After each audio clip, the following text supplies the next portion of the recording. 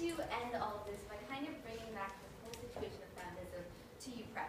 So last week, I asked the UPrep student community to fill out a short survey about feminism. I did my best to try and disguise it so that it wouldn't be like a blatant, like, tell me what you think about feminism kind of thing, but obviously it didn't work because people knew it was about feminism. So basically, I just want to tell you a little bit about what I found out from this data.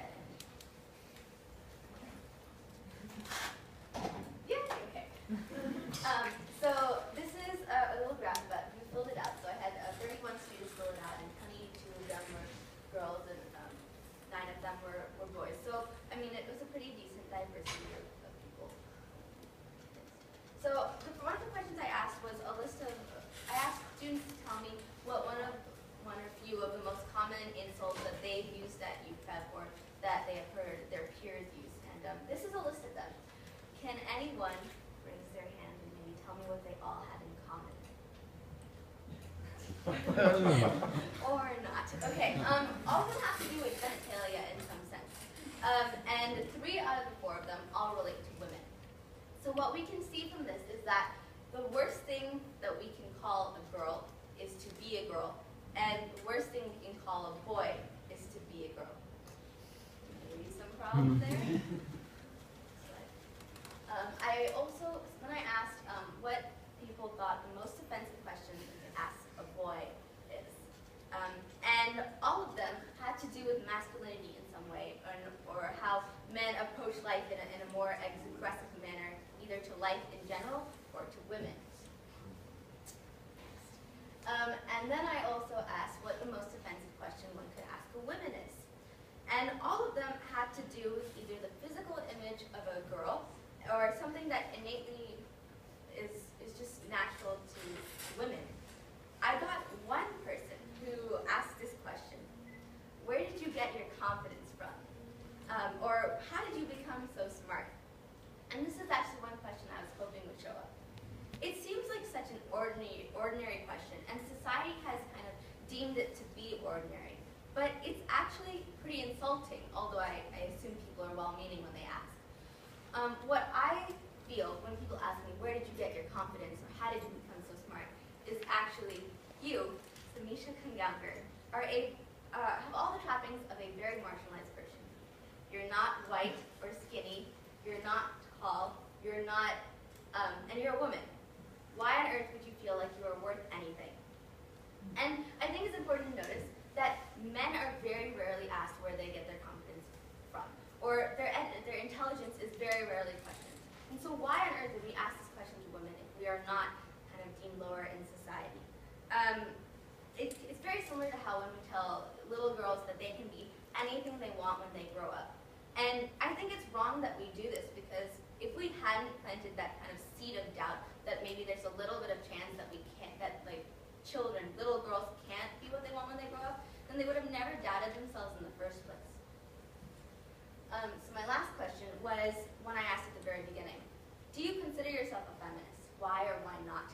And I was really excited when I saw this graph, because the majority of you all, or well, the 31 students that filled it out, said yes, that they were. And it's really nice to see that our community has the right mindset about feminism. So next slide. So here are just a few examples of what people said. And it all had to do with kind of how women are perceived in society, and that they deserve to be recognized in a more benevolent way than kind of they are right now. The people who said that they were unsure about being feminist usually had to do with them not being completely certain about what the real definition of feminism is, because it has changed so much over time. Next slide. So these are 2 things that people said that why they weren't feminists. They weren't feminists because if there was a menism, they wouldn't believe menism, or they weren't feminists because they were a boy.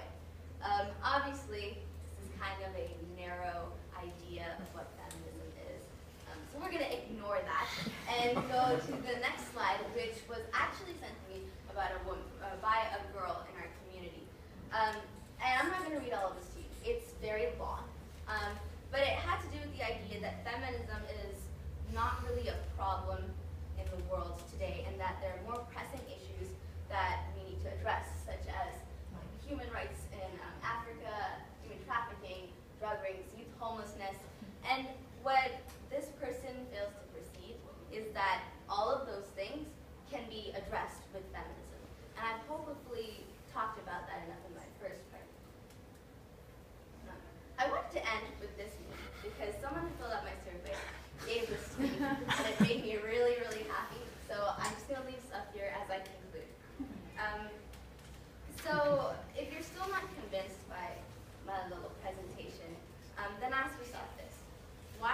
all genders achieve equality?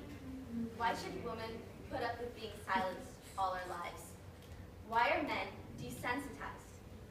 You could walk away from all this and think that these presentations were just kind of rants about superficial inequalities. Or you could think about what you do, how you want to be seen, and how you want to change a world into a place where people can really and truly live in harmony through gender equality. Even the smallest things, like changing the way we insult someone, can make a difference in our communities.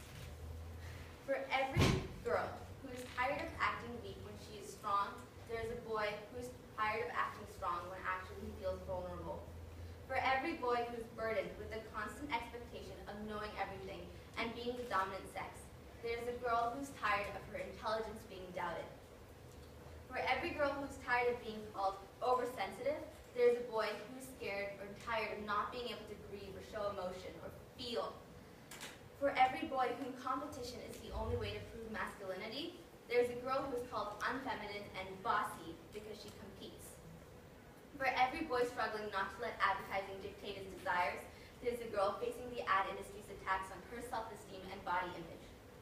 But for every girl who takes a step to her liberation, there is a boy who finds the path to freedom a little easier.